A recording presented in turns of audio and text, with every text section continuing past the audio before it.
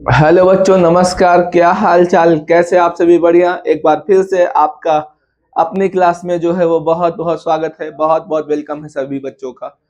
तो उम्मीद करते हैं आप सभी बढ़िया होंगे। हैं बढ़िया? लिख दीजिए कमेंट में, सर बहुत बढ़िया चल रहा है मामला। तो आप सभी के मामले को ही आगे बढ़ाते हुए 2027 के आगाज में आपकी आज तीसरी क्लास जो हम लेकर आए हैं, और विश्वास दिलाते हैं कि यहाँ से पढ़ने के बाद आप साइंस में इतना बेहतर करने वाले हैं जो आपको अदर प्लेटफॉर्म से मिलने वाला नहीं है, जिस तरीके से आपको जिस ग्राउंड लेवल पर यहाँ से पढ़ाया जाने का काम किया जाएगा। ठीक है, तो फटाफट से सभी बच्चे जुड़ जाइए और बेहतर तरीके से अपनी तैयारी शुरू कर दिए। ठीक है ना? और बाकी मेरा वही शब्द है कि आप मेहनत नहीं करेंगे तो कभी भी सफल नहीं हो पाएंगे, क्योंकि हारा वही जो लड़ा नहीं। और इसी के साथ मैं ज्यादा बात नहीं करना चाहूंगा और क्लासेस को स्टार्ट करना चाहूंगा। तो आप सभी पूरी मेहनत के साथ पढ़िए। पूरी मेहनत में आपका साथ देने का काम जो है हम अपने प्लेटफॉर्म के माध्यम से करने वाले हैं। क्लियर?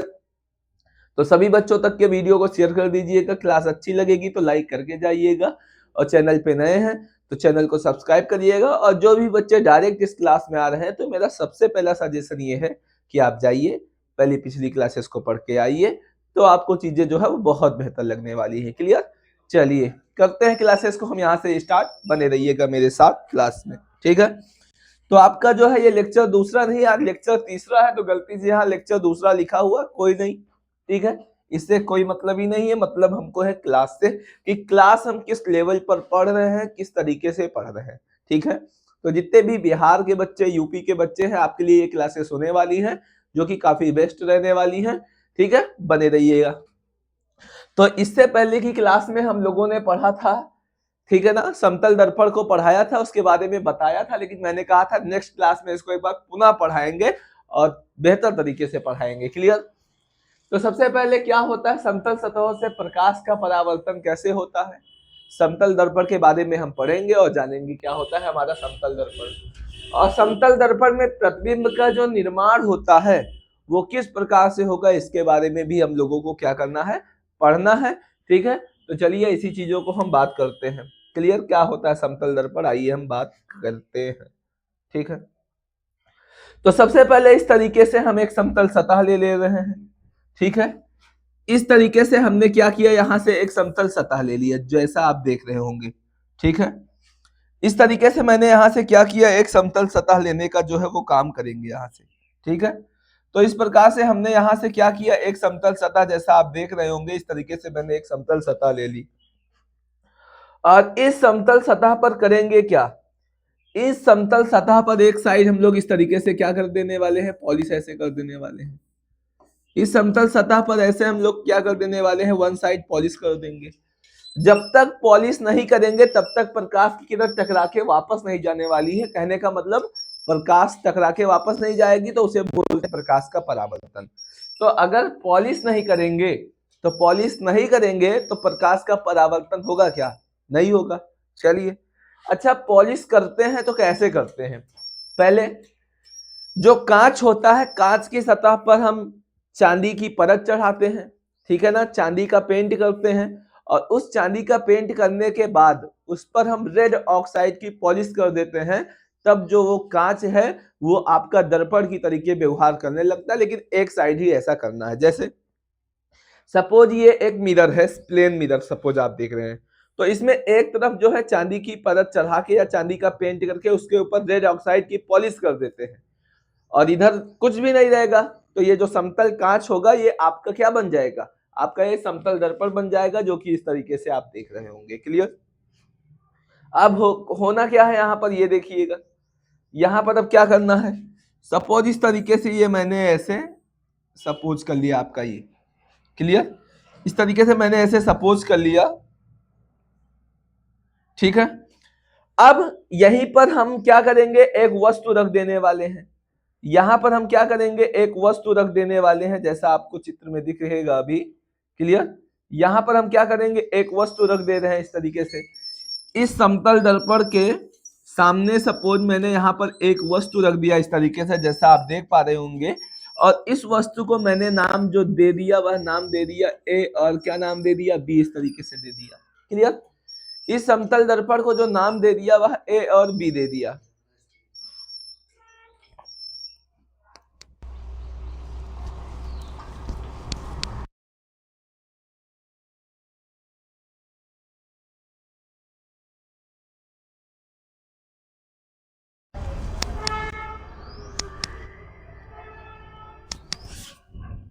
ठीक है, थोड़ा सा ग्लिच आया था तो वही देखने गए। तो अब इस दर्पण से सपोज कुछ दूरी पर कोई वस्तु रखी है और उस वस्तु को मैंने मान लिया है ए बी। अब इसके द्वारा प्रतिबिंब कैसे बन रहा है इसकी हमको बात करना है। तो मैंने आपको पहले भी बताया है कि प्रतिबिंब बनाने के लिए हमको कम से कम 2 या 2 से अधिक प्रकाश की किरणें चाहिए। प्रतिबिंब बनाने के लिए हमें कम से कम 2 या 2 से अधिक प्रकाश की किरणों की आवश्यकता पड़ेगी।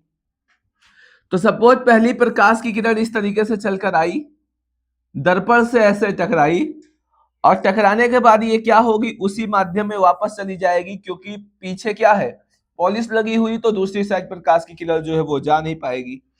तो इस तरीके से ये डायरेक्शन में आ रहा है प्रकाश की किरण, और इस डायरेक्शन में आपका क्या होगा, प्रकाश की किरण चल के वापस चली जा रही है। आगे बात करते हैं और देखते हैं आगे क्या चीजें होंगी। सेम इसी तरीके से दूसरी प्रकाश की किरण को भी लेंगे, दूसरी प्रकाश की किरण को भी लेंगे, वो भी इस तरीके से चलकर आएगी ऐसे जैसे आप देख रहे होंगे, और वो भी इस तरीके से क्या होगा, यहां से टकरा के ऐसे जो है वो वापस चली जाने वाली, जैसा आप देख रहे होंगे। तो ऐसे कंडीशन में आप क्या देखेंगे कि दोनों प्रकाश की किरणें एक दूसरे से दूर होती जा रही हैं, मतलब इस तरीके से प्रकाश की किरणें जो है आपकी वो जा रही होंगी। क्लियर, यहां से आपको जो है वो दिख रहा होगा। तब ये दोनों किरणें को मिलना चाहिए, टकराने के बाद दोनों किरणें मिलेंगी तो प्रतिबिंब बनेगा, नहीं मिलेगी तो प्रतिबिंब नहीं बनेगा। तो किरणें तो मिल ही नहीं रही, तो ऐसी कंडीशन में क्या होगा, प्रतिबिंब जो है वो बनने वाला है क्या, प्रतिबिंब नहीं बनने वाला है। तो हम करेंगे क्या, जो किरणें टकरा के ये वापस गई है ना, इसको हम पीछे की ओर बढ़ा लेने का काम करेंगे। किस तरीके से, आप देखिएगा, इन्हीं किरणों को हम क्या करेंगे, इन्हीं किरणों को हम पीछे की ओर बढ़ा लेंगे इस तरीके से। ठीक है, देखिए आप किस तरीके से हम बढ़ा लेंगे, डैश डैश करके बढ़ा लेना है। इन्हीं किरणों को हम क्या करेंगे, ऐसे डैश डैश करके ऐसे पीछे की ओर बढ़ा लेंगे सीधी रेखा में एकदम। और इस किरणों को भी हम लोग क्या करेंगे, सीधी रेखा में ऐसे पीछे की ओर क्या करेंगे, पीछे की ओर ऐसे जो है वो बढ़ा लेने का काम करेंगे। ठीक है, और इसको भी हम पीछे की ओर बढ़ा रहे हैं,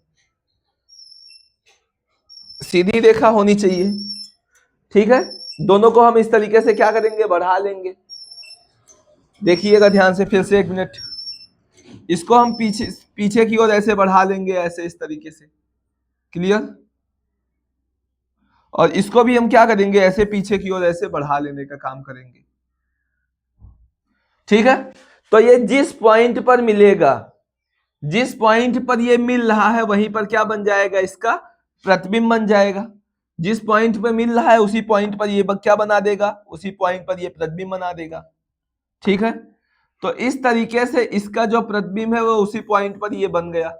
ठीक है, और इस प्रतिबिंब को हम जो नाम देंगे, वस्तु को ए बी नाम दिया था, तो यहां से प्रतिबिंब को जो नाम देंगे हम वह ए डैश और क्या देंगे, ए डैश और क्या देने वाले हैं, बी डैश नाम देने वाले हैं इसको। क्लियर, तो अब आप क्या देख रहे होंगे, अगर हम बात करें इस तरीके से, तो आप देख रहे होंगे कि ये वस्तु जितनी दूरी पर है प्रतिबिंब भी उतनी ही दूरी पर बन रहा है।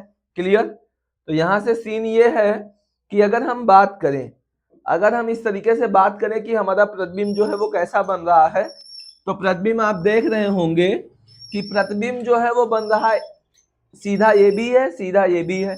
तो प्रतिबिंब जो है हमारा वो कैसा बन रहा है, बात करें तो समतल दर्पण के द्वारा बनने वाला जो प्रतिबिंब होता है वह हमारा क्या होता है, सीधा होता है। ठीक है ना, और यहां पर देखेंगे सीधा तो है ही है, लेकिन ये क्या, प्रकाश की किरण वास्तव में मिल रही थी, वास्तव में नहीं मिल रही थी। तो वास्तव में अगर नहीं मिल रही है तो वास्तविक प्रतिबिंब नहीं बनेगा। तो ये प्रतिबिंब कैसा है, जब भी ऐसे किरणों को पीछे की ओर बढ़ाया जाएगा तो प्रतिबिंब हमारा सीधा होगा, और हमारा क्या होने वाला है, सीधा प्रतिबिंब होगा, और प्रतिबिंब हमारा जो है वो क्या होने वाला है, आभासी होने वाला है। क्लियर, तो कहने का मतलब प्रतिबिंब जो है समतल दर्पण के द्वारा बनने वाला प्रतिबिंब हमेशा कैसा होगा, हमेशा वह सीधा और आपका जो है वो आभासी होने वाला है। दूसरी बात, अगर हम आकार में बात करें, अगर हम बात करें आकार में कि आकार कैसा होगा, ठीक है ना, अगर हम बात करेंगे आकार कैसा होगा, तो आकार की बात करेंगे तो जितना बड़ा वस्तु होगा प्रतिबिंब भी उतना ही बड़ा बनेगा। मतलब समतल दर्पण है और समतल दर्पण के द्वारा जो वस्तु होता है उसका जो प्रतिबिंब बनता है, क्लियर? हम क्या कह रहे हैं समझिएगा कि समतल दर्पण के द्वारा जो वस्तु है उसका जो प्रतिबिंब बनता है वह प्रतिबिंब आपका कैसा बनता है, वह प्रतिबिंब आपका जो है वो बराबर बनेगा, वस्तु के बराबर बनेगा। समतल दर्पण के द्वारा बनने वाला प्रतिबिंब जो होगा वो वस्तु के बराबर, जितना बड़ा वस्तु रहेगा उतना ही बड़ा आपका क्या होगा, उतना ही बड़ा आपका जो है वो प्रतिबिंब बनने वाला है। ठीक है ना? तो आकार में जो है वो वस्तु के क्या होगा, बराबर होने वाला है। क्लियर? तो इसी चीज को आप ऐसे अपने कॉपी में बनाएंगे, जिस तरीके से लिखा हुआ है इस तरीके से आप लिखेंगे, और इसी चीज के बारे में हम आगे बात करते हैं, देखते हैं क्या चीजें हैं। तो आगे अगर हम इसी चीजों की बात करें तो कुछ पॉइंट्स हैं आपको जो समझने होंगे यहां से, कि समतल दर्पण के द्वारा जो ये प्रतिबिंब बना हुआ है, जो आप देखे हुए हैं अभी, कि समतल दर्पण के द्वारा ये जो प्रतिबिंब बना हुआ है, यहां से आप जो डायग्राम में देख रहे हैं, इसका प्रतिबिंब कैसा बनेगा, तो उसकी कुछ विशेषता लिखी हुई है, जो कि आपका यहां पर इस तरीके से लिखा हुआ है। अब समझिएगा यहां पर क्या होगा। सबसे पहला है कि समतल दर्पण हमेशा आभासी, सीधा और समान आकार का जो है दर्पण के पीछे उतनी ही दूरी पर पार्श्व रूप से उल्टा प्रतिबिंब बनाता है। सॉरी, यहाँ उल्टा नहीं होगा, यहाँ आपका उल्टा गलत लिखा हुआ है, यहाँ पर प्रतिबिंब जो है वो सीधा बनाता है। क्या बनाता है? सीधा बनाता है। पार्श्व का मतलब जो है वो जिधर वस्तु होगा उसके अपोजिट प्रतिबिंब बनता है, तो उसी को पार्श्व बोलते हैं। क्लियर? तो है कि समतल दर्पण द्वारा हमेशा जो प्रतिबिंब होगा वो कैसा बनेगा, आभासी बनेगा। अभी बताए थे सीधा बनेगा, और कैसा बनेगा आपका, समान आकार का बनेगा, जो कि आप यहाँ इस तरीके से देख रहे होंगे। क्लियर? समझ पा रहे हैं बात को ना? तो इसी चीज को ध्यान देना है। अभी अभी हम लोगों ने यही तो बात किया था कि सीधा, आभासी और वस्तु के बराबर मतलब समान आकार का प्रतिबिंब बनेगा। अब होगा क्या, इतनी बात तो ठीक है, लेकिन इसे स्क्रीन पर प्राप्त नहीं किया जा सकता। इसे स्क्रीन पर प्राप्त नहीं किया जा सकता। क्यों नहीं प्राप्त किया जा सकता? कारण यह है कि ये हमारा जो प्रतिबिंब है ये कैसा है, कारण यह है कि ये हमारा जो प्रतिबिंब है, आप देखेंगे ये प्रतिबिंब हमारा आभासी है। प्रतिबिंब हमारा कैसा है? प्रतिबिंब जो है हमारा वो आभासी इस तरीके से है। इस वजह से इसे जो है वो हम पर्दे पर प्राप्त नहीं कर सकते हैं। बात आई समझ में बेटा? ठीक है, आगे हम बात करते हैं। पहला पॉइंट क्या होगा, अब देखिए कुछ विशेषता लिखी हुई है। विशेषता ये लिखा हुआ है, विशेषता लिखा हुआ है, इसे विशेषता ये है कि यहां पर पहला पॉइंट जो है वो होगा कि प्रतिबिंब आभासी और सीधा, फिर बोलना नहीं है ना, शांति से बैठना, डिस्टर्ब होगा। तो यहाँ पर प्रतिबिंब जो है आभासी और सीधा बनेगा। कैसे? यह हमेशा दर्पण के पीछे बनता है और वस्तु के सापेक्ष सीधा होता है। देखिए ये दर्पण है ना, ये दर्पण के पीछे ही तो ये प्रतिबिंब बना हुआ है ना, तो ये वही बात लिखा हुआ है कि आभासी और सीधा होगा, तो ये दर्पण के पीछे बनता है और सीधा होता है। क्लियर? समान आकार की बात करते हैं, अभी बताया था इसके द्वारा प्रतिबिंब जो है वो समान आकार का बनता है। तो प्रतिबिंब का आकार जो होगा वस्तु के आकार का, है ना, वस्तु के आकार का बिल्कुल बराबर होता है, ये बात क्लियर? तीसरा पॉइंट क्या है? उल्टा बनता है। कैसा बनता है? उल्टा। तो उल्टा बनता है तो वस्तु का बायां भाग छवि में और दायां भाग बायां दिखाई देता है। समतल दर्पण में दायां भाग बायां दिखाई देगा और बायां भाग जो है वो दायां दिखाई देता है। ठीक है ना? वस्तु का जो बायां भाग है वो दायां, और जो दायां भाग है आपका वह बायां दिखाई देता है, उल्टा दिखाई देता है। कैसा? उल्टा, उल्टा दिखता है। ठीक है, बात समझ में आया? इसीलिए आपने देखा होगा एम्बुलेंस में हमेशा एम्बुलेंस शब्द जो है वो उल्टा लिखा होता है। इसीलिए आपने देखा होगा कि एम्बुलेंस में कभी देखा है उल्टा ही तो लिखा रहता है सारी चीजें। आपका एम्बुलेंस ए से स्टार्ट होना चाहिए, लेकिन आपको उल्टा लिखे रहते हैं, पीछे से एम्बुलेंस आपका लिखे रहते हैं। समझ पा रहे हैं बेटा? चलिए आगे बात करते हैं। अब समान दूरी पर, समान दूरी की बात कर रहा है, तो वस्तु दर्पण के सामने जितनी दूर है, कोई वस्तु दर्पण से जितनी दूरी पर होता है, छवि मतलब प्रतिबिंब भी उतनी ही दूरी पर पीछे बनता है, दूसरी साइड उतनी ही दूरी पर बनेगा। अगर कोई वस्तु, जैसे बात करें, जैसे ये वस्तु है दर्पण से 10 मीटर की दूरी पर है, तो प्रतिबिंब जो बनेगा ना वो दर्पण से 10 मीटर की ही दूरी पर बनेगा। बेटा बात समझ में आई कि नहीं समझ में आई? कुछ भी नहीं ना, आसानी तो है। बात आ गया क्लियर? चलिए इतना पॉइंट हुआ, ठीक है। कुछ और पॉइंट है इसके, आइए आगे बात करते हैं। इसमें कुछ और पॉइंट अगर होगा तो क्लियर।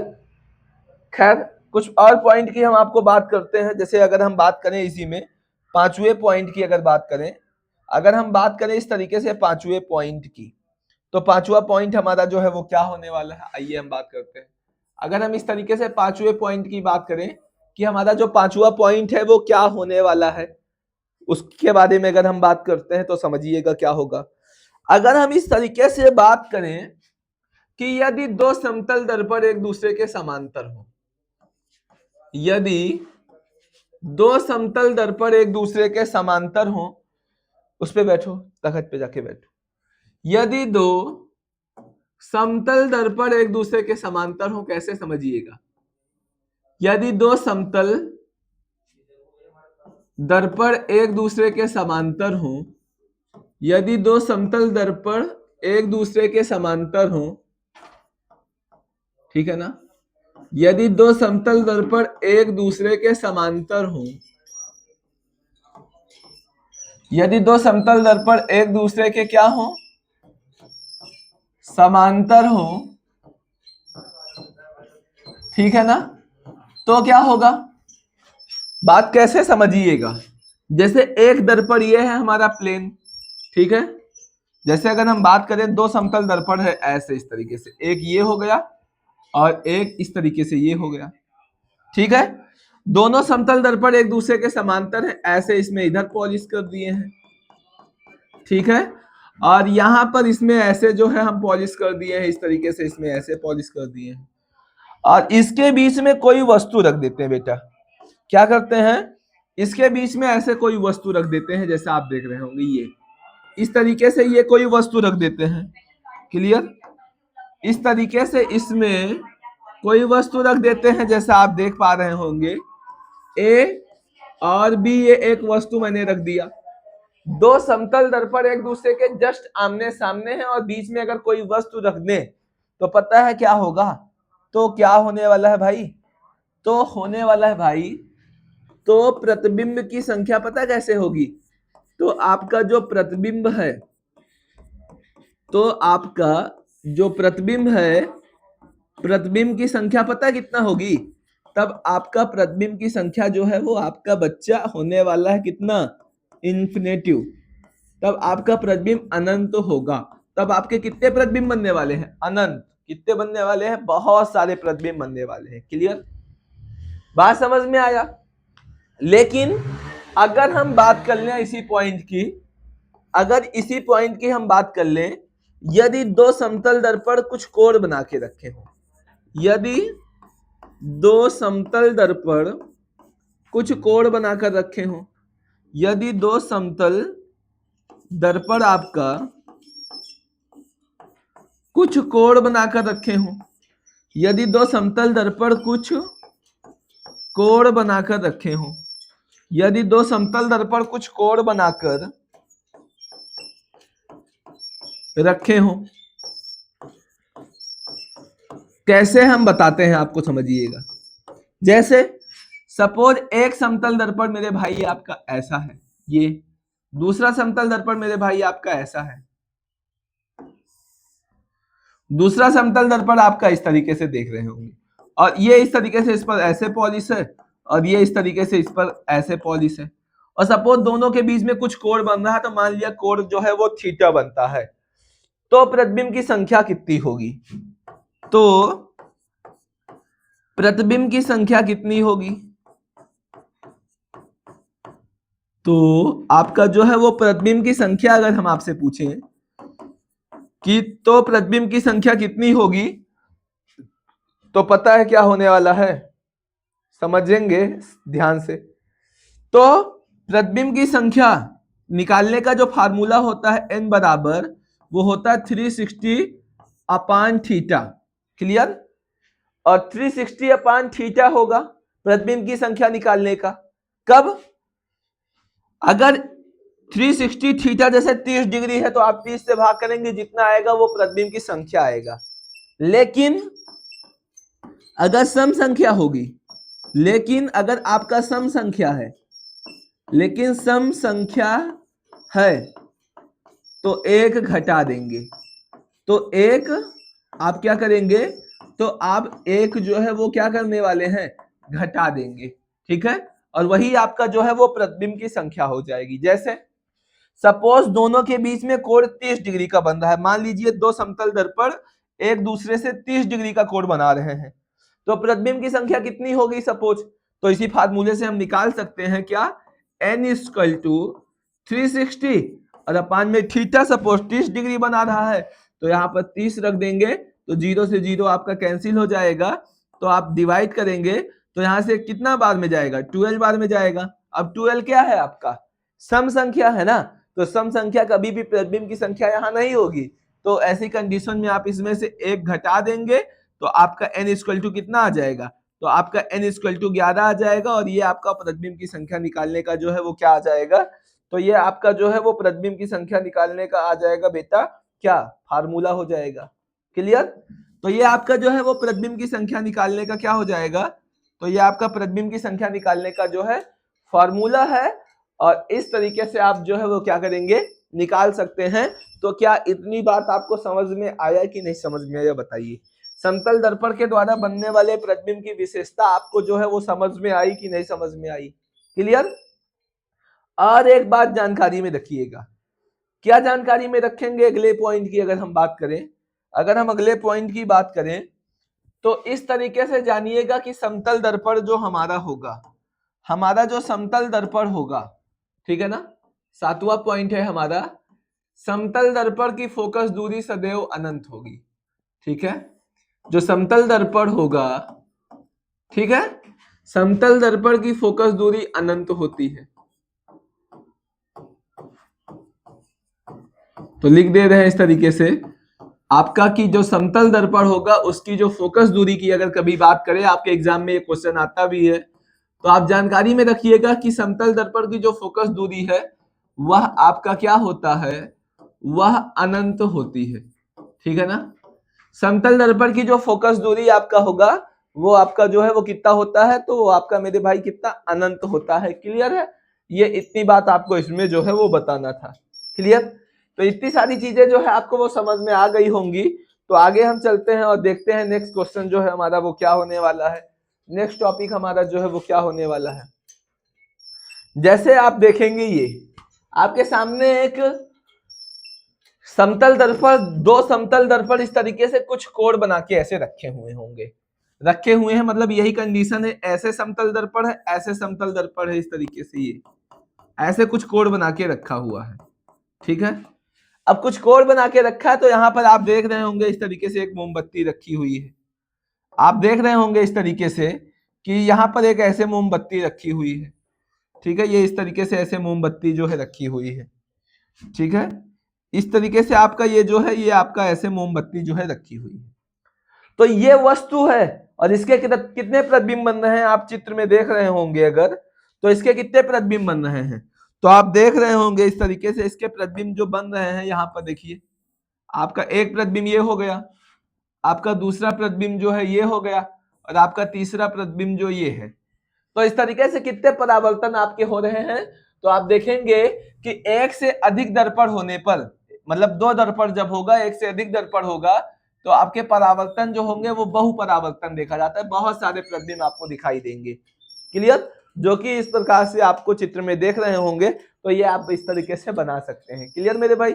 आई बात समझ में? चीजें कुछ भी दिक्कत वाली नहीं, आप अच्छे से पढ़िए बस, चीजें मुश्किल नहीं है। ठीक है ना? और आपको हम बता रहे हैं जिस लेवल पर आपको पढ़ा दिया जाएगा, चीजें जितनी आसान पढ़ा देने का काम हम करने वाले हैं, बहुत बढ़िया लगने वाला है आपको। क्लियर? तो मन से पढ़िए, बाकी ज्यादा कहानी वहानी के चक्कर में मत पढ़िए, आप पढ़ाई को उद्देश्य बनाइए और वही सारी चीजें आपके लिए जो है वो सबसे ज्यादा इंपॉर्टेंट होने वाली है। अब आइए हम पढ़ते हैं समतल दर्पण के उपयोग के बारे में कि समतल दर्पण का उपयोग कहां कहां पर किया जाता है। चीजें एकदम बढ़िया से आपको पढ़ाएंगे, मस्त, एकदम मस्त तरीके से पढ़ाएंगे। क्लियर। अब समतल दर्पण के उपयोग के बारे में हम लोग जो है वो पढ़ने वाले हैं कि समतल दर्पण का जो उपयोग है वो क्या होता है। आइए बात करते हैं समतल दर्पण के उपयोग के बारे में कि जो समतल दर्पण है उसके क्या क्या उपयोग है आपके।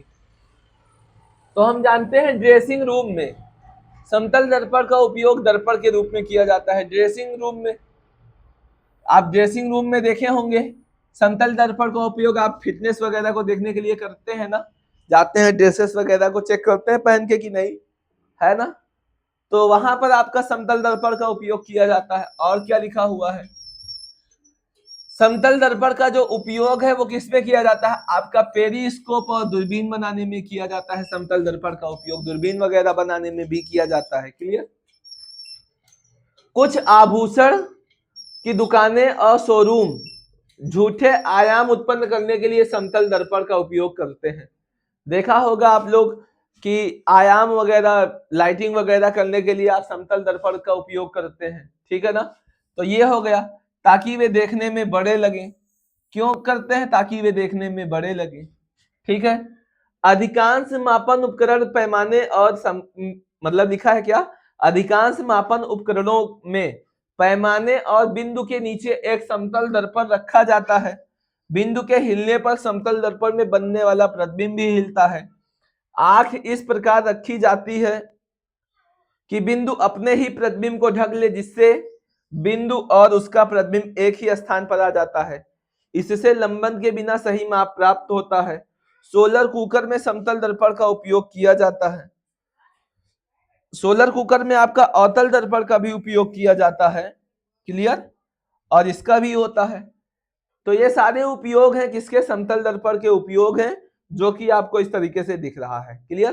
तो ये सारी चीजें आप अपनी कॉपी में लिख लेंगे। बहुत सारी जगहों पे समतल दर्पण का उपयोग करते हैं। रोड वगैरह पे भी समतल दर्पण का उपयोग किया जाता है। ज्यादा घुमावदार मोड़ जहां होता है वहां भी आपका समतल दर्पण का उपयोग किया जाता है। तो बहुत सारे उपयोग होते हैं। आप कोई भी आप लोग क्या कर सकते हैं, पढ़ सकते हैं। बात समझ में आया, है ना।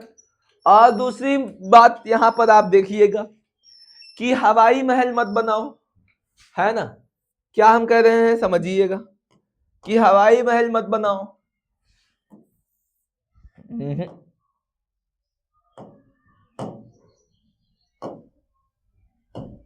हाँ, तो कह रहे हैं हवाई महल मत बनाओ। असली महल जमीन पर बनता है। कहां पर बनता है, आपका जो असली महल है वो जमीन पर बनता है। कैसे बनेगा आपका, कैसे असली महल आप बना पाएंगे, तो वो बनने वाला है आपका जो पसीने से, आपके लगन से, हार ना मानने से आपका बनता है ना। किससे, हार ना मानने वाली कोशिशों से तुम्हारा महल तैयार होने वाला है। लेकिन जब आप क्या करेंगे, मेहनत करने वाले हैं, तब आपका महल जो है वो तैयार होगा। तो आप अगर आज के समय में पढ़ेंगे नहीं ना, तो आप कुछ भी नहीं कर पाएंगे। आपको हौसला से अपनी जज्बे को मजबूत रखना पड़ेगा, मेहनत से आपको पढ़ना पड़ेगा, तभी आपका महल जो है वो बनने वाला है भाई। समझ पा रहे हो ना। तो ये सारी चीजें आपको करना है। सिर्फ हवाबाजी करने से कुछ भी नहीं होने वाला है। ये सारी चीजें आपको करनी पड़ेंगी।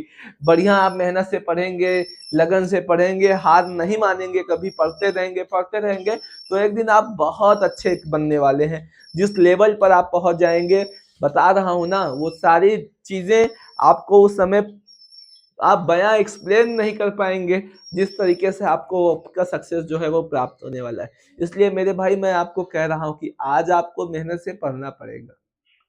अपने लिए नहीं, अपने फैमिली के लिए आपको पढ़ना पड़ेगा। अपनी स्थिति को सुधारना पड़ेगा। हम एक मिडिल क्लास के लोग हैं और हमको अपनी स्थिति को कोई और संभालने नहीं आएगा। दुनिया नहीं संभालने आने वाली है। दुनिया सिर्फ तानों के शोर में आपको बांध के रखती है। आप जिस महफिल के लिए अच्छा करेंगे वो महफिल आपको वहां से काटने का काम करेगा। डर है ना उनको अपनी कुर्सियों का कि कहीं लड़का अपनी कुर्सी ना खा जाए। इस वजह से कोई किसी भी इंसान को आगे बढ़ते नहीं देखना चाहता है। आप इतनी मेहनत कर दीजिए, इतना मेहनत कर दीजिए कि आपका हक कोई आपसे छीन नहीं पाएगा।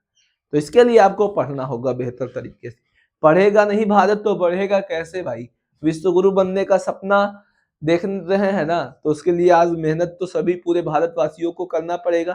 सारे बच्चों को एकजुट होकर पढ़ना पड़ेगा। गलत रास्ते पर मत जाइए, अच्छे रास्ते पे जाइए, वही आपके लिए सबसे बेहतर होने वाला है, क्योंकि बिना शिक्षा के कुछ होने वाला जो आपका नहीं है। ठीक है, आइए आगे बात करते हैं इस तरीके से। ठीक है, तो चलिए आगे बात करते हैं और देखते हैं हमारा क्या होने वाला है आगे का। आगे हमारा कौन सा टॉपिक जो है वो होने वाला है। ठीक है, 1 मिनट का टाइम दीजिए, बस ओपन हो रहा है टॉपिक हमारा। क्लियर, वेट करना पड़ता है, नई पीपीटी ओपन करनी पड़ती है, तब तक के लिए देखते रहिए। और जितने भी बच्चे नए हैं वीडियो को देख रहे हैं, चैनल को नहीं सब्सक्राइब किया तो चैनल को कर दीजिए सब्सक्राइब, लाइक नहीं किया लाइक कर दीजिए, अच्छा लगेगा तो करिएगा, जबरदस्ती नहीं करिए। ठीक है, सारी चीजें आपके ऊपर डिपेंड करती हैं और सभी बच्चों को जो है वो शानदार परफॉर्मेंस यहाँ से करेंगे, इतनी बात मैं आपको बता दे रहा हूँ। अच्छा करने वाले हैं आप लोग। क्लियर, चलिए अगला टॉपिक जो है हमारा हम लोग का देखते हैं क्या होने वाला है इस तरीके से। ठीक है, चलिए देखते हैं। ये रहा, 1 मिनट के लिए हम आते हैं, जरा सा ऐसे समझिएगा।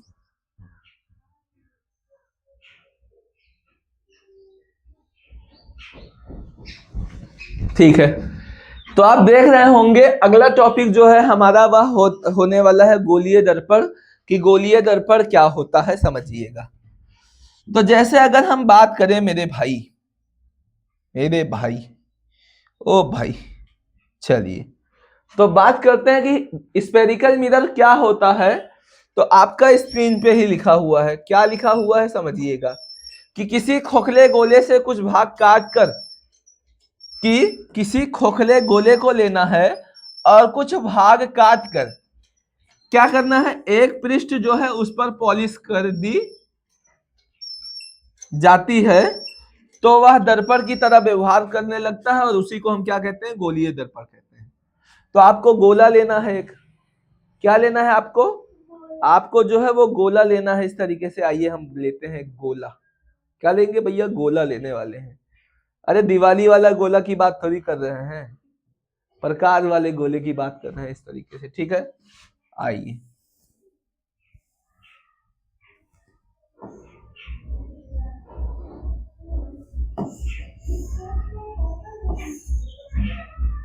ठीक है, इस तरीके से मान लिया ये मैंने ले लिया एक गोला।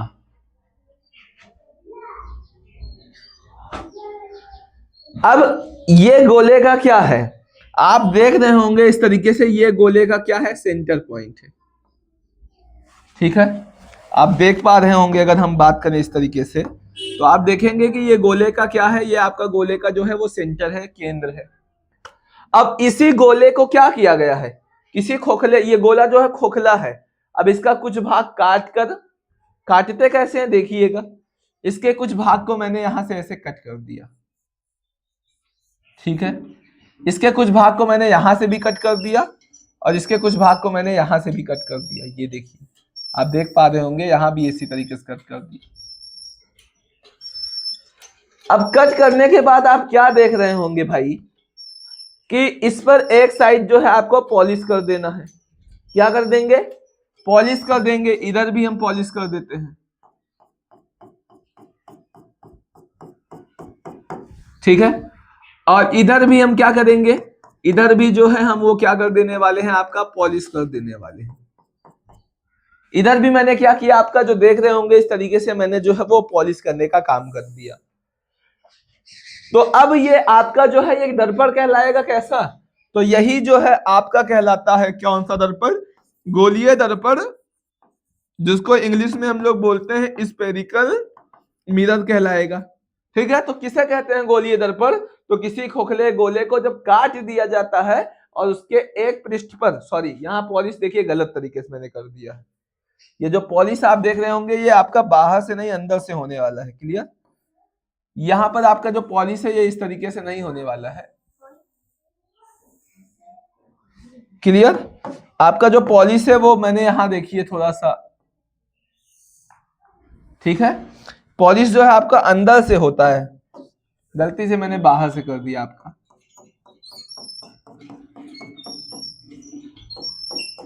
एक सतह में उठे हुए भाग पर पॉलिश होगा, एक में धसे हुए भाग पर पॉलिश होगा। तो इस तरीके से ये आपका जो है वो क्या बन गया, ये आपका इसी को हम लोग जो है वो गोलीय दर्पण हम कहते हैं।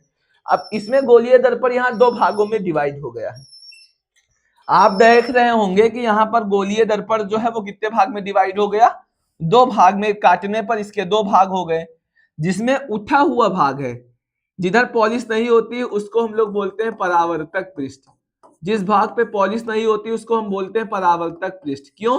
क्योंकि इधर से प्रकाश की किरण आपकी आएगी तो टकरा के जो है वो वापस चली जाने वाली है। ठीक है, तो इधर परावर्तक पृष्ठ हो गया, इधर भी पॉलिश नहीं है, तो ये भी पृष्ठ हमारा जो होगा वो क्या होगा, परावर्तक पृष्ठ होगा दोनों।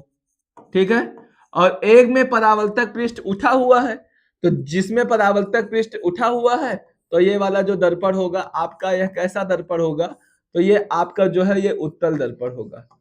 ये आपका जो है ये उत्तल दर्पण होगा। और जिसमें परावर्तक पृष्ठ जो है वो धंसा हुआ है, तो ऐसे दर्पण को हम कौन सा दर्पण कहेंगे, ऐसे दर्पण को हम बोलेंगे कौन सा, अवतल दर्पण। कौन सा दर्पण, अवतल दर्पण बोलेंगे। बात समझ में आई, कोई दिक्कत? जिसमें उठा हुआ रहेगा उसे क्या बोलेंगे, उत्तल। जिसमें धंसा हुआ रहेगा उसे क्या बोलेंगे, अवतल।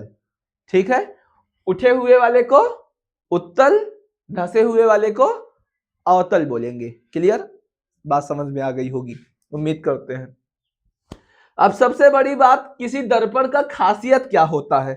अगर हम आपसे कहें कि कोई दर्पण क्यों होता है, भाई दर्पण की सबसे बड़ी खासियत क्या होती है, तो जो दर्पण की खासियत होती है वो संपूर्ण प्रकाश की किरण को परावर्तित कर देता है। दर्पण की खासियत यह है कि वो संपूर्ण प्रकाश को क्या करता है, संपूर्ण प्रकाश परावर्तित कर देता है। ठीक है, संपूर्ण प्रकाश जो है आपका वह परावर्तित कर देता है, इसीलिए जो कांच है वो आपका दर्पण कहलाता है। ठीक है, कोई भी दर्पण होगा तो वो प्रकाश की किरणों को वापस कर देने का, रिफ्लेक्ट करने का, परावर्तित करने का जो है वो काम करता है। बात समझ पा रहे हैं ना? तो ये ऐसे आप डायग्राम जो है वो बना लेने वाले हैं। एक आपका कॉन्वेक्स है उत्तल, और दूसरा आपका अवतल है जिसको कॉनकेव कहते हैं। यहाँ पर आपको देख रहे होंगे लिखा हुआ, आप यहां से अगर देखेंगे तो आप नोटिस करेंगे तो यहाँ पर आपका कॉन्वेक्स लिखा है। कॉन्वेक्स हम उत्तल को कहते हैं। क्लियर, और कॉनकेव जो है ये हमारा जो है अवतल होता है। क्या होता है, अवतल। और ये आपका जो है ये सब जो आप देख रहे होंगे इस तरीके से, ये पॉलिश ही तो हुई है। ये इतना जो है ये आपका जो है ये पॉलिश हुआ है। ये आपका क्या किया गया है, ये पॉलिश किया गया। तो आप लोग भी कर सकते हैं, यहाँ भी देखिए ऐसे जो है ये क्या किया गया, इतना भाग, ये इतना भाग आपका क्या किया गया है, पॉलिश। ठीक है, रिफ्लेक्टिंग सरफेस है। रिफ्लेक्टिंग सरफेस मतलब, एक मिनट, तो ये आपका क्या है, रिफ्लेक्टिंग सरफेस है, मतलब जिसको हम अभी परावर्तक पृष्ठ नाम दिया है। क्लियर, और बीच में आपका जो है वो केंद्र होने वाला है उस खोखले गोले का। आगे बात करते हैं और देखते हैं हमारा क्या होने वाला है। ठीक है, आगे अगर इसी तरीके से हम बात करेंगे तो क्या बात करेंगे, देखिएगा वही गोलीय दर्पण के बारे में कुछ बातें लिखी हुई हैं। क्या बातें लिखी हुई है समझिएगा। ठीक है, कि एक गोलाकार दर्पण की परावर्तक सतह, जो गोलाकार दर्पण है उसकी जो परावर्तक सतह है वो कांच के खोखले गोले का भाग होता है। ये जो आप दर्पण दोनों देख रहे हैं, अवतल और उत्तल, इसी को गोलीय दर्पण भी बोलते हैं। तो ये खोखले गोले का ही तो भाग है ना। जब खोखले गोले को अभी मैंने यहां से काट दिया था तभी तो अवतल और उत्तल बना है। तो ये खोखले गोले का जो है आपका भाग होता है। इसकी सतह वक्राकार होती है। सतह कैसी है आपकी, वक्राकार होती, कर्व है, देखिए कर्व टाइप की है ना, तो इसकी सतह जो है वो वक्राकार होती है। और इसे वक्र, इसीलिए इसे वक्र दर्पण भी कहते हैं। कौन सा दर्पण, वक्र दर्पण भी कहते हैं। तो गोलीय दर्पण को वक्र दर्पण के नाम से भी जाना जाता है, जानिएगा ये बात। अब एक गोलाकार दर्पण में कितने वक्र होते हैं, तो एक गोलाकार दर्पण में दो वक्र होंगे। कैसे, जब काटा था तो दो वक्र इस तरीके से निकले।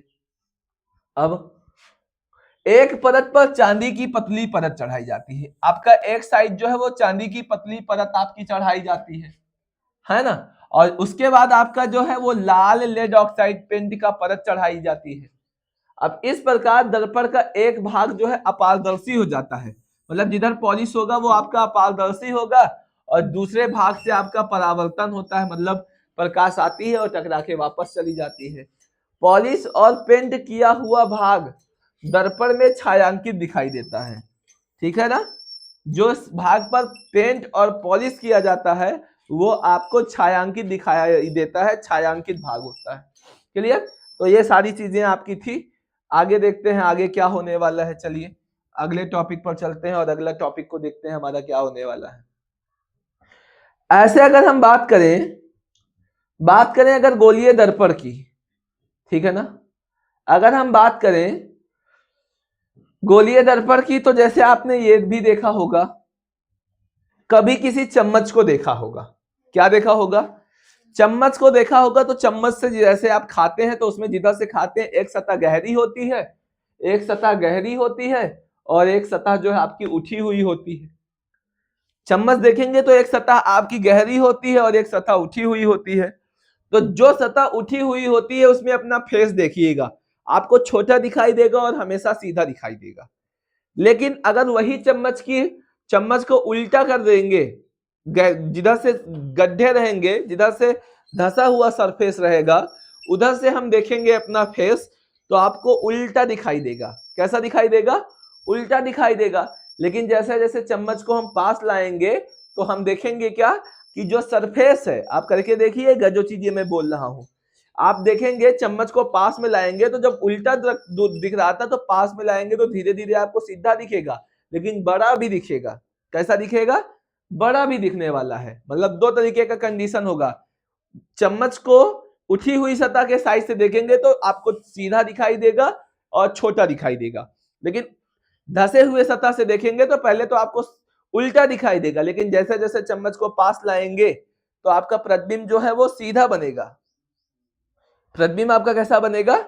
सीधा बनेगा, लेकिन आपका जो है वो बड़ा बनने वाला है। साइज में आपका जो है वो बड़ा इस तरीके से बनेगा, जैसा कि आप यहां से, जिसमें आपको सही से नहीं दिख रहा होगा, जिसमें दोनों सतह धसी हुई है।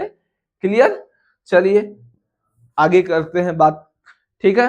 अगला कंडीशन देखते हैं, अगला टॉपिक हमारा जो है वो क्या होने वाला है। तो अगर अगले टॉपिक की हम बात करें इस तरीके से, तो आपके सामने है स्क्रीन पे, छिपाना कुछ है ही नहीं। तो वही गोलीय दर्पण की बात करेंगे। तो अभी अभी हम लोगों ने पढ़ा था गोलीय दर्पण हमारा कितने प्रकार का होता है। तो अभी अभी हम लोगों ने पढ़ा था इस तरीके से कि हमारा गोलीय दर्पण जो है इस तरीके से एक भाग उत्तल निकला था, दूसरा भाग अवतल निकला था। तो वही हम पढ़ रहे हैं कि हमारा जो गोलीय दर्पण है वो कितने प्रकार का होता है। आपका दो प्रकार का होता है। एक हमारा जो है वो उत्तल दर्पण होता है, दूसरा हमारा जो है अवतल दर्पण होता है। क्लियर। इस तरीके से आपका दिख रहा होगा।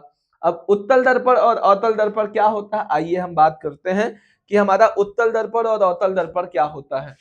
तो अगर हम बात करें इस तरीके से अवतल दर्पण की, क्लियर, अवतल दर्पण की बात करेंगे तो कैसा होता है अवतल दर्पण, समझिएगा। चलिए समझिएगा ध्यान से, बनाते हैं पहले आपको और फिर हम आपको समझाते हैं बढ़िया वाला। कैसा वाला? बढ़िया वाला आपको समझाते हैं, ठीक है। बना लेते हैं हम आपका पहले एक,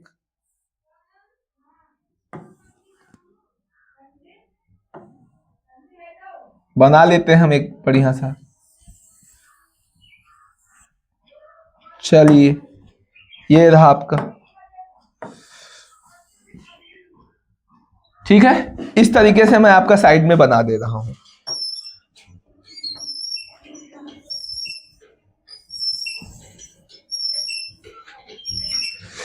ये मैंने आपका जो है इस तरीके से एक दर्पण बनाने का काम करेंगे, जैसा आपको दिख रहा होगा, ठीक है।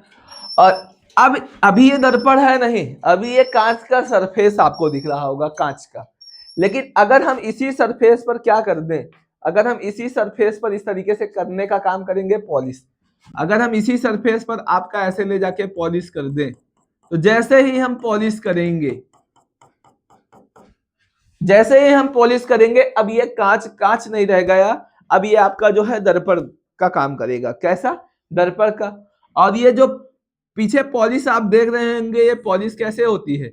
पहले इस पर चांदी की पतली परत चढ़ाई जाती है, पहले इस पर चांदी की क्या किया जाता है, पतली परत चढ़ाया जाता है।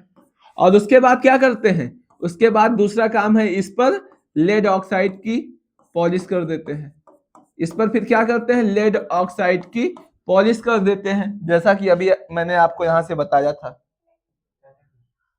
जैसा कि मैंने आपको यहां से बताया था अभी कि लाल lead oxide paint, red oxide भी उसी को बोलते हैं, या लेड ऑक्साइड की पॉलिश कर देते हैं, आप ऐसे देख रहे होंगे। तब क्या होगा, आपका कंडीशन समझिएगा। तब दर्पण ये हमारा जो होगा, ये हमारा कौन सा दर्पण होगा, तब हमारा ये जो दर्पण होगा ये हमारा अवतल दर्पण होगा।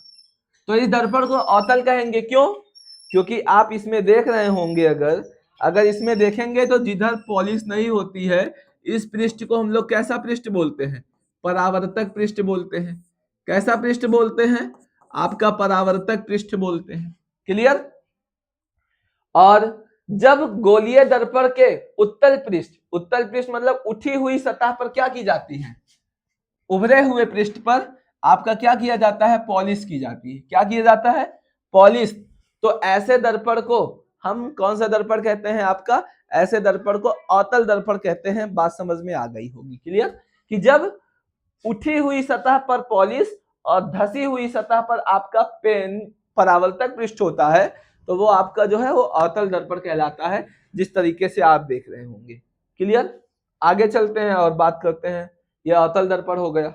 आगे इसी तरीके से हम बात करते हैं उत्तल दर्पण के बारे में। उत्तल दर्पण में यही कंडीशन जो है उल्टा हो जाएगा। आपका उत्तल दर्पण में यही कंडीशन जो है आपका उल्टा हो जाएगा। क्लियर? देखिए, जब दुनिया सो जाती है तो तभी सपनों का असली सफर शुरू होता है। मेहनत आपको करना पड़ेगा, ओपी लेवल पर करना पड़ेगा। ठीक है? और हम देखते हैं हमारा जो है वो उत्तल दर्पण क्या होता है। उत्तल दर्पण हमारा जो है वो क्या होता है, आइए हम इस पर बात करते हैं। क्लियर? चलिए, तो सबसे पहले हम करेंगे क्या, फिर से आपका जो है वो उत्तल दर्पण बनाते हैं। एक बढ़िया सा शानदार तरीके से आपका जो है उत्तल दर्पण हम यहां से बना ले रहे हैं। क्लियर? ठीक है, इस तरीके से हम आपका जो है ये उत्तल दर्पण बनाने का काम करेंगे।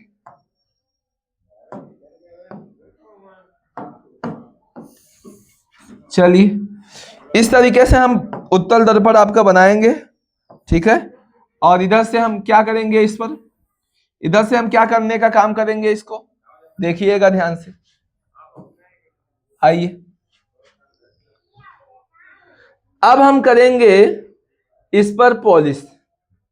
अब हम इस पर इधर से क्या कर देने वाले हैं, ऐसे पॉलिश कर देने वाले हैं। ठीक है, इस पर हम क्या कर देंगे, इस तरीके से ऐसे पॉलिश कर देने का काम करेंगे। तो जब इस पर हम पॉलिश कर देंगे इस तरीके से, तो ये जो दर्पण आप देख रहे होंगे वो तेरी गड़बड़ा गया हो। चलिए, ठीक है, हो गया परफेक्ट। तो अब क्या होगा, आप देख रहे होंगे, तो जब दबे हुए सतह पर पॉलिश होती है या धसे हुए सतह पर पॉलिश होती है, तो ऐसे दर्पण को हम कौन सा दर्पण कहेंगे? तो ऐसा दर्पण जो है हमारा वो आपका उत्तल दर्पण कहलाता है। कब? जब दबे हुए सतह पर आपका जो है वो पॉलिश की जाती है। किस पर? जब दबे हुए सतह पर पॉलिश की जाती है, तो जो दर्पण आप देख रहे हैं, तब ये दर्पण आपका कैसा कहलाएगा? तब आपका ये दर्पण जो होगा वो आपका उत्तल दर्पण कहलाएगा। क्लियर है बात ना? समझ में आ गई चीजें? कोई दिक्कत नहीं है ना? आ गए बढ़िया तरीके से? चलिए, बहुत अच्छे। आगे बात करते हैं और देखते हैं क्या होने वाला है। आगे इसी तरीके से हम बात करते हैं अगला। तो गोलीय दर्पण से संबंधित कुछ परिभाषाओं के बारे में हम बात करते हैं, कुछ जरूरी चीजों के बारे में हम बात करते हैं कि गोलीय दर्पण से संबंधित कुछ परिभाषाएं हमारी क्या होती हैं। तो जैसे सबसे पहले हमारा लिखा है ध्रुव। सबसे पहले हमारा जो लिखा हुआ है वो क्या लिखा हुआ है? ध्रुव के बारे में लिखा हुआ है। सबसे पहले हमारा जो ध्रुव है वो क्या होता है? तो एक बात यहां से जानिएगा, ध्रुव हमारा जो है वो क्या होता है समझेंगे। ठीक है, अगर हम ध्रुव की बात करें तो ध्रुव क्या होता है, चाहे वह हमारा अवतल दर्पण हो और चाहे वह हमारा उत्तल दर्पण हो। कौन सा? चाहे अवतल दर्पण हो चाहे उत्तल दर्पण हो। जैसे ये हमारा उत्तल दर्पण है, तो ये उत्तल दर्पण का जो मध्य बिंदु होता है, ठीक है, उत्तल दर्पण का जो हमारा कौन सा बिंदु होता है? मध्य बिंदु। ये आप जो देख रहे हैं इस तरीके से, ये मध्य बिंदु है इसका। और मध्य बिंदु को पी से लिखते हैं पोल, पोल फॉर ध्रुव। क्लियर? चाहे आप उत्तल दर्पण हो चाहे अवतल हो, ये आपका अवतल है तो ये भी आपका जो है ये P होगा। ये आपका अवतल दर्पण होगा और ये आपका उत्तल है।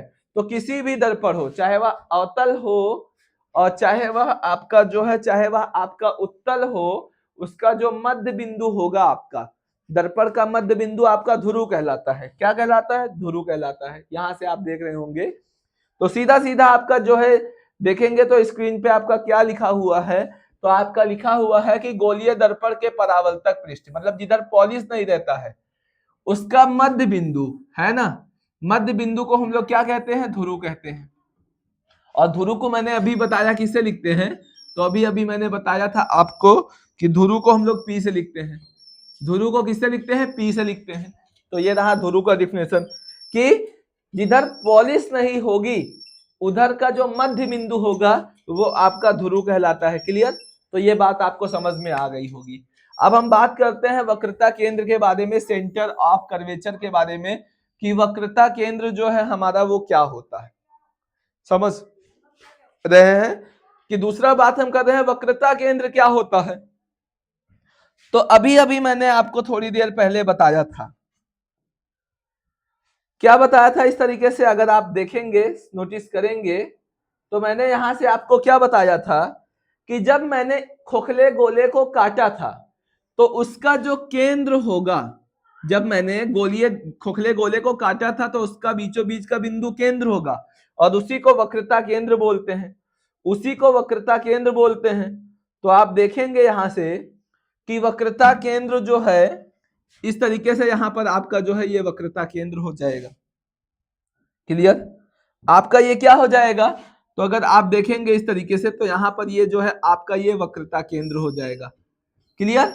और इसी तरीके से हम बात करेंगे इसमें, तो इसमें वक्रता केंद्र इधर की ओर होगा, इसमें आपका जो है वक्रता केंद्र वो इधर की ओर होने वाला है। ठीक है? क्यों? क्योंकि आप देखेंगे अगर डायग्राम में इस तरीके से, तो देखिए वक्रता केंद्र एक में इधर है तो दूसरे में इधर है। तो वही काम मैंने किया है यहां से, जो आप देख रहे होंगे उसी को मैंने यहां से किया है कि एक में वक्रता केंद्र आपका जो है इधर की ओर होगा और एक में आपका जो है वक्रता केंद्र जो है वो इधर की ओर होगा, इस तरीके से। तो किसे कहते हैं? तो गोलीय दर्पण जिस खोखले गोले का भाग था, जो गोलीय दर्पण था उसमें जो खोखला गोला था उसका जो केंद्र होगा, उसका केंद्र मतलब ये पॉइंट है ना, ये जो है ये, इसी को वक्रता केंद्र कहते हैं। तो खोखले गोले का जो केंद्र होता है उसी को हम लोग क्या बोलते हैं? तो उसी को हम लोग बोलते हैं यहां से क्या, यहां से हम लोग जो है वो बोलते हैं दर्पण का वक्रता केंद्र। क्या बोलते हैं? तो उसको हम लोग जो है वो बोलते हैं क्या?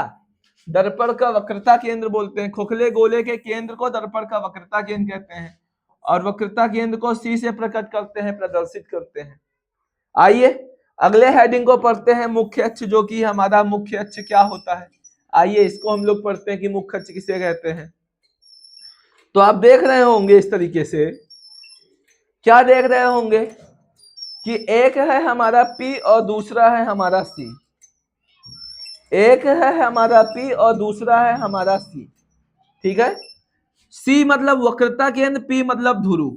तो ध्रुव और वक्रता केंद्र को मिलाने वाली जो ये सीधी रेखा आप देखते हैं इसी को मुख्य अक्ष कहते हैं। ठीक है? इसी को हम लोग क्या कहते हैं? मुख्य अक्ष कहते हैं। किसको किसको? ध्रुव और वक्रता केंद्र को मिलाने वाली सीधी रेखा को मुख्य अक्ष कहते हैं। तो देखिए यहाँ वही बात तो लिखी हुई है ना, यहाँ पर वही बात तो लिखा हुआ है क्या, कि ध्रुव और वक्रता केंद्र को मिलाने वाली सीधी रेखा। ठीक है? ध्रुव तथा वक्रता केंद्र से होकर जाने वाली जो रेखा है उसी को हम लोग क्या कहते हैं? मुख्य अक्ष आपका कहते हैं। तो ये बात हो गई। क्लियर? अब आइए हम मुख्य फोकस के बारे में देखते हैं कि मुख्य फोकस जो है आपका वो क्या होगा। क्लियर? चलिए तो आइए हम लोग जो है वो मुख्य फोकस के बारे में देखते हैं कि मुख्य फोकस हमारा जो है वो क्या होता है।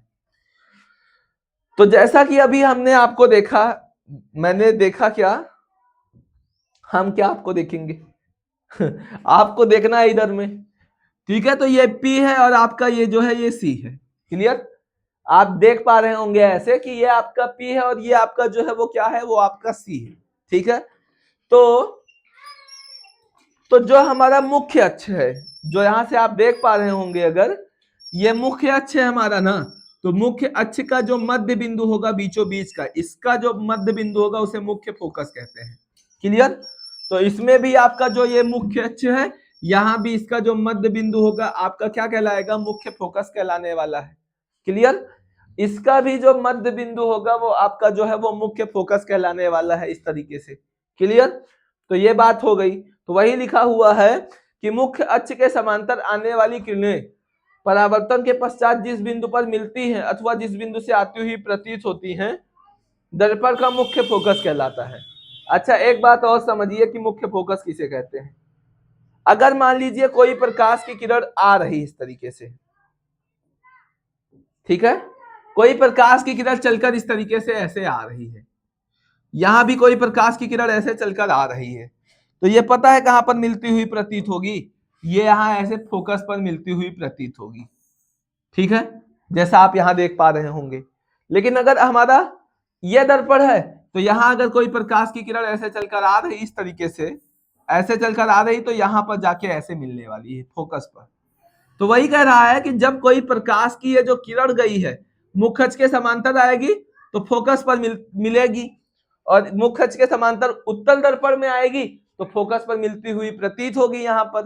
तो जिस बिंदु पर प्रकाश की किरण मिलती है मुख्य अक्ष के समांतर आने के बाद, या आती हुई आपकी क्या होती है? प्रतीत होती है, तो उसी को हम मुख्य फोकस कहते हैं। मतलब जिस बिंदु पर प्रकाश की किरण इकट्ठा होगा या इकट्ठा होते हुए प्रतीत होगा, तो वो आपका जो है वो क्या कहलाएगा?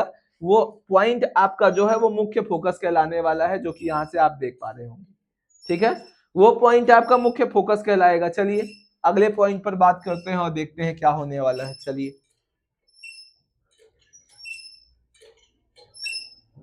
ये रहा। अगला है कि वक्रता त्रिज्या किसे कहते हैं? तो सीधे सीधे लिखा है, वक्रता त्रिज्या किसे कहते हैं? सीधे सीधे आपका लिखा हुआ है, क्या किसे कहते हैं? देखिएगा कि वक्रता केंद्र मतलब सी और पी के बीच की दूरी को वक्रता त्रिज्या कहते हैं। पी और सी, वक्रता केंद्र का मतलब आपका जो होगा वो क्या होगा? सी होने वाला है, और ध्रुव का मतलब आपका जो है वो पी होने वाला है। तो पी से लेकर सी तक की दूरी, ये आप जो देख रहे हैं इस तरीके से, पी से सी तक की दूरी जो होती है उसी को वक्रता त्रिज्या कहते हैं। और उसको हम लिखते हैं किससे? उसको हम लिखते हैं किससे? तो उसको हम लोग जो लिखते हैं वो आर से लिखते हैं। किससे लिखते हैं? आर से लिखते हैं। हो गई बात खत्म, कुछ है नहीं, छोटी छोटी डिफिनेशन है आपका। दर्पण का द्वारक किसे कहते हैं? यहां से देखिएगा, अगर यहां से हम बात करें कि दर्पण का द्वारक किसे कहते हैं, देखिए तो दर्पण के परावर्तक तल के व्यास को दर्पण का द्वारक कहते हैं। किसको? परावर्तक तल के व्यास को जो है वो दर्पण का द्वारक कहते हैं। समझिएगा परावर्तक तल का व्यास क्या होता है। आइए बात करते हैं, आपको समझाते हैं चीजों को। ठीक है, तो परावर्तक तल ये रहा, यहां से लेकर यहां तक जो है ये परावर्तक तल है। तो ये इतना भाग जो है ये यहां से यहां तक जो आप देख रहे होंगे ये भाग, ये द्वारक कहलाता है। इसी तरीके से इसमें अगर हम बात करें तो यहां से लेकर यहां तक परावर्तक पृष्ठ है, तो ये भाग जो है आपका ये द्वारक कहलाता है। तो परावर्तक तल का जो भाग होता है इतना, यही आपका दर्पण का द्वारक कहलाता है। क्लियर? चलिए अगले पॉइंट पर चलते हैं। फोकस दूरी किसे कहते हैं? तो आपका ध्रुव से लेकर, कहां से लेकर? आपका ध्रुव से मुख्य फोकस तक की दूरी को, मतलब P से आपका F तक की जो दूरी होती है उसी को हम फोकस दूरी कहते हैं, और फोकस दूरी को स्मॉल f से लिखते हैं। ध्रुव से फोकस तक की दूरी, ये P से F तक की जो दूरी होगी वो आपकी जो मेरे भाई कहलाने वाली है, वो आपकी फोकस दूरी कहलाने वाली है। समझ में आ गया होगा इतनी बात। तो ये आपकी छोटी छोटी डिफिनेशन थी, इसको आपको जो है वो बेहतर तरीके से क्या करना है मेरे भाई? आपको तैयार कर लेना है। चलिए आगे क्यों देखते हैं। चीजें मुश्किल है क्या? कुछ भी मुश्किल नहीं है। ठीक है, चलिए अगला जो है आपका कुछ चीजें इसमें दिया हुआ है, इसकी बात कर लेते हैं। कॉनकेव मतलब अभी अभी मैंने आपको बताया था। कॉनकेव का मतलब क्या? कॉनकेव का मतलब आपका जो होगा वो आपका अवतल दर्पण होगा।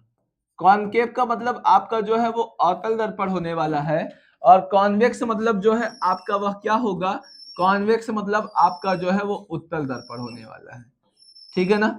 अब यहां पर देखेंगे आप तो यहां पर आप दो तरीके से आप देख रहे होंगे कि यहां पर प्रकाश की किरणें चलकर आई तो हैं, लेकिन वो वास्तव में फोकस पर क्या हो रही, इकट्ठा हो रही सारी किरणें। आई चली गई, आई चली गई, आई चली गई, आई चली गई, और फोकस पर यहां आप देखेंगे इकट्ठा हो रहा है। किस पॉइंट पर? फोकस पर। तो यहां से अवतल दर्पण जो है सारी प्रकाश की किरण, आने वाली प्रकाश की किरण को इकट्ठा कर रहा है फोकस पर, इसीलिए इसे कन्वर्जिंग मिरर मतलब अभिसारी दर्पण भी कहते हैं, इसीलिए इसे अभिसारी दर्पण भी कहते हैं। क्लियर? इसलिए इसे हम लोग क्या बोलते हैं, इसलिए इसको हम लोग जो है वो अभिसारी दर्पण भी कहते हैं। क्या कहते हैं? इसलिए इसे हम लोग क्या कहते हैं, अभिसारी दर्पण भी कहते हैं। अब यहां आप देखेंगे कि यहां प्रकाश की किरणें इकट्ठा होती हुई प्रतीत हो रही है, लेकिन देखेंगे आई गई चली गई, आई चली गई, आई गई, आई गई, आई गई। तो ये क्या कर रहा है, ये प्रकाश की किरणों को फैला रहा है, अपसरित कर रहा है, मतलब दूर दूर भेज रहा है। तो उत्तल दर्पण को हम लोग अपसारी लेंस, मतलब ये प्रकाश की किरणों को फैला रहा है, इसलिए इसे कौन सा लेंस कहते हैं, अपसारी लेंस कहते हैं। अभिसारी किसे कहेंगे, जो प्रकाश की किरणों को इकट्ठा करता है। एक मिनट, क्या प्रॉब्लम है? जो प्रकाश की किरणों को इकट्ठा करता है, जो प्रकाश की किरणों को इकट्ठा करता है वो क्या कहलाएगा, अभिसारी लेंस। और जो प्रकाश की किरणों को क्या करता है, फैला देता है, फैला देता है, उसी को हम क्या कहते हैं, अपसारी लेंस कहते हैं। तो मतलब कॉन्वेक्स का दूसरा नाम जो होगा वो डाइवर्जिंग मिरर होगा, मतलब अपसारी लेंस नहीं, मिरर दर्पण है ना, अपसारी दर्पण कहेंगे। ठीक है। और जो क्या करेगा, अवतल दर्पण होगा, उस अवतल दर्पण को हम लोग क्या है, कन्वर्जिंग मिरर भी कहते हैं, जिसे अभिसारी लेंस के नाम से जाना जाता है। तो ये चीजें भी होती हैं इस दर्पण की विशेषता। आइए अगले पॉइंट पर चलते हैं और देखते हैं अगला पॉइंट हमारा क्या होने वाला है। ठीक है।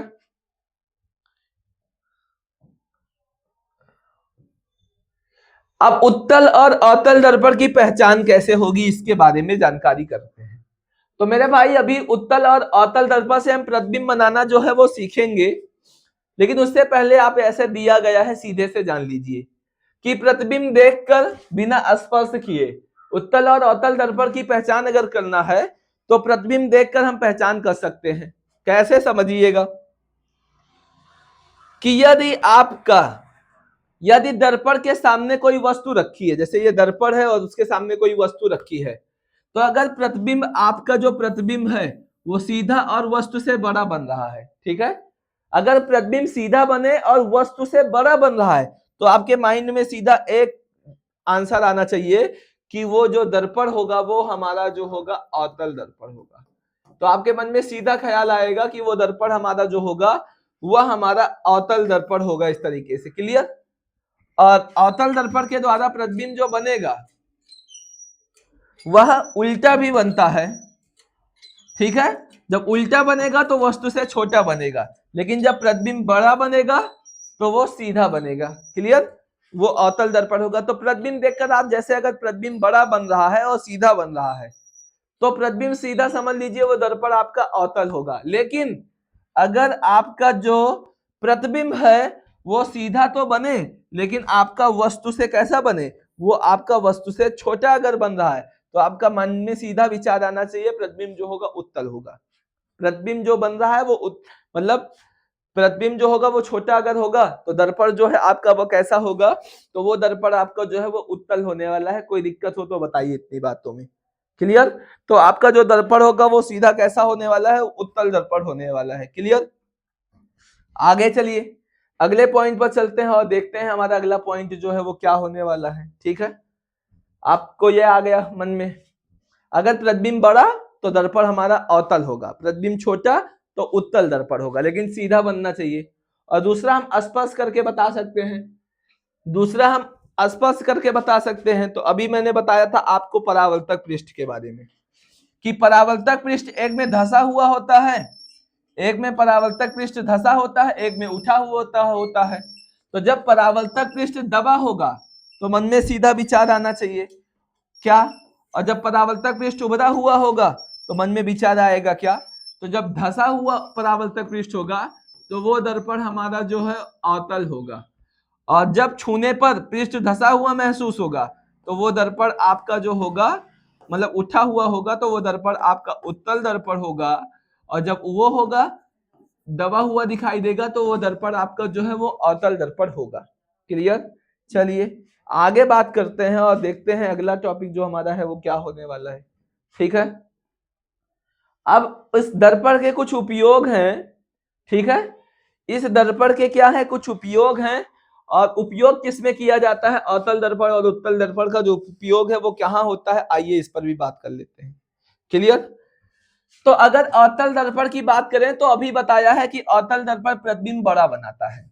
अभी बताया है कि अवतल दर्पण आपका जो प्रतिबिंब है वो कैसा बनाता है, बड़ा बनाता है। अगर सीधा बनाएगा तो बड़ा बनाता है ना।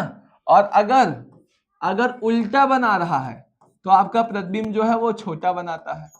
ठीक है, तो अवतल दर्पण का उपयोग हम दाढ़ी बनाने के लिए क्यों करते हैं, क्योंकि छोटी छोटी चीजों को बड़ा दिखाता है, तो इसीलिए हम जो उपयोग करते हैं अवतल दर्पण का उपयोग करते हैं। तो दाढ़ी बनाने के लिए अवतल दर्पण का उपयोग आपका किया जाता है। देखिए शरीर के अंदर नाक कान गला ये सारे पार्ट छोटे छोटे रहते हैं, तो डॉक्टर नाक कान गला आदि की जांच करने के लिए अवतल दर्पण का प्रयोग करता है, क्योंकि प्रतिबिंब को बड़ा बनाता है। ठीक है, मरीजों के दांत वगैरह का बड़ा प्रतिबिंब देखने के लिए करते हैं। सौर भट्ठियों में सूर्य प्रकाश को केंद्रित करने के लिए भी अवतल दर्पण का प्रयोग करते हैं। क्यों करते हैं, क्योंकि अवतल दर्पण जो है इस तरीके से होता है, तो आने वाली प्रकाश की किरणों को फोकस पर इकट्ठा करता है, इसीलिए यूज करते हैं। ठीक है, चलिए अगले पॉइंट पर चलते हैं। अगला पॉइंट देखते हैं क्या होने वाला है। वाहनों के अग्रदीप या हेडलाइट में, जो आगे हेडलाइट लगी रहती है गाड़ियों वगैरह में, जो दूर तक दिखाई देता है, रात्रि वगैरह को चलते हैं, बाइक से हम चलते हैं ना, सामने हेडलाइट लगी रहती है, तो उसमें आपका जो है वो अवतल दर्पण का प्रयोग करते हैं। और अवतल दर्पण का प्रयोग परावर्तक के रूप में किया जाता है motor car, railway engine, steamer आदि में लाइटिंग में किया जाता है, सामने हेडलाइट में। तो ये अवतल दर्पण के जो है उपयोग हो गए, कुछ भी तो नहीं है। इसी तरीके से अगर हम बात करें उत्तल दर्पण के बारे में, अगर हम इसी तरीके से बात करें कि उत्तल दर्पण के उपयोग के बारे में, ठीक है, तो उत्तल दर्पण का उपयोग कहाँ कहाँ किया जाता है उसके बारे में आइए बात कर लेते हैं। तो सड़क के किनारे देखा होगा आपने, बल्बों के साथ उत्तल दर्पण का प्रयोग किया जाता है। खंबे में जो लाइटें लगी होती है उसमें जो दर्पण लगा रहता है वो आपका उत्तल दर्पण का प्रयोग किया जाता है, क्योंकि ये प्रकाश की किरणों को अधिक क्षेत्रफल में फैला देता है। उत्तल दर्पण प्रकाश की किरणों को फैलाता है ना, इसीलिए प्रयोग करते हैं। और उत्तल दर्पण द्वारा किसी वस्तु का सीधा तथा छोटा प्रतिबिंब बनता है, ये भी अभी अभी आपको बताए थे थोड़ी देर पहले। इसीलिए गाड़ियों में जो साइड मिरर होता है बगल में, बाइक वगैरह में या ट्रक वगैरह में, बड़े बड़े वाहनों में भी साइड मिरर में जो बगल में शीशे लगे होते हैं उसमें जो उपयोग किया जाता है आपका, वह हमेशा उत्तल दर्पण का प्रयोग किया जाता है, क्योंकि वो प्रतिबिंब को छोटा बनाता है, सीधा बनाता है। बड़ा बनाएगा तो बड़ी बड़ी गाड़ियां और बड़ी दिखाई देंगी, तो दूसरी दिखेगी नहीं, इसीलिए उत्तल का प्रयोग करते हैं। ठीक है, तो आज जो है हम लोग ये टॉपिक को यहीं तक पढ़ेंगे। क्लियर, ये जो टॉपिक है आज यहीं तक पढ़ेंगे, और कल हम लोग पढ़ेंगे जो अगली क्लास में, वह उत्तल और अवतल दर्पण की पहचान कैसे करना है उसके बारे में हम लोग पढ़ेंगे। क्लियर, कि उत्तल दर्पण की पहचान कैसे होगी, अवतल दर्पण की पहचान कैसे होगी, तो उसके बारे में हम लोग को पढ़ना है। तो आज की क्लासेस को मेरे भाई हम करेंगे यहीं पर समाप्त। नेक्स्ट डे हम इसी क्लास को बेहतर तरीके से आपका पढ़ाने के लिए जो है हम आने वाले हैं। ठीक है, और इससे बेहतर ही क्लास आपको देने का काम करेंगे, हर क्लास के बाद आपको बेस्ट क्लास देने का काम करेंगे। इसीलिए कहीं और मत जाइए, बेहतर तरीके से पढ़िए, एक प्लेटफॉर्म को चुनिए और बेहतर तरीके से मेहनत करिए। यहीं पर करते हैं हम क्लासेस को आज स्टॉप, और जाते जाते हम यही कहेंगे कि बेहतर से बेहतर का तलाश करिए, मिल जाए नदी तो समंदर की तलाश करिए। अक्सर पत्थर की चोट से शीशे चटक जाया करते हैं, पत्थर टूट जाए ऐसे शीशे की तलाश करिए। नमस्कार बच्चों, चलते हैं आप सभी के साथ साथ। शुभ दिन हो आपका, शुभ रात्रि हो।